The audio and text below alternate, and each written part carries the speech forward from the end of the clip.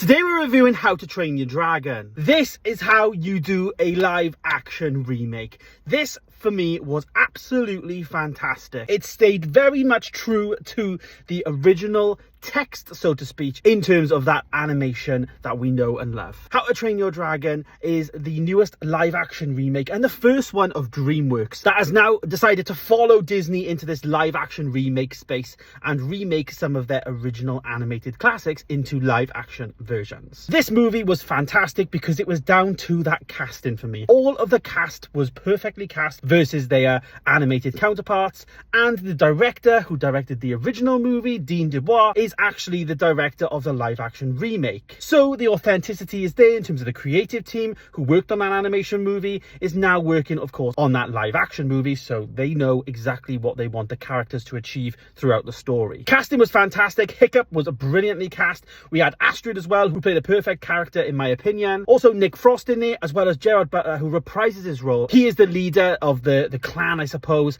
and ultimately takes you on a proper journey throughout this film. I was in absolute tears throughout the film. You know, the journey of the film, that is totally the same as what we get in the animated movie, but I just forgot at how emotionally invested this film is, and it really resonates with me personally in my life in terms of feeling accepted and all of that. Not to mention now watching it as a dog owner, and of course Toothless was in there as the main dragon, of course, and he is absolutely brought to life by the CGI that is breathtaking in this film. There is some downsides to there though. I found the film to be a tad little bit too long, and it does come in at about 25 minutes longer than the animated movie. They did stretch out certain things, I thought, in my opinion, and some of the actual, POV shots of when you're on the dragon was a bit jarring and a bit too fast for me. I dread to think what it's like for other people who maybe can't keep up with the film. I feel like the film needed some sort of warning at the beginning, like you get flashing light warning in some movies. For me, it was actually quite triggering and a bit maybe motion crazy. I dread to think what this is like in 4DX. A fantastic experience, I'm sure, but for me, it was just a little bit off-putting and maybe a little bit too fast. And that's probably where I think animation works well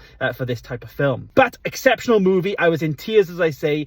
Cannot wait to see the second one, and of course, see this trilogy come to life on the big screen again in live action. For me though, rating the movie, I gave it a 4.5 star. Have you seen How to Train a Dragon? Let me know in the comments down below.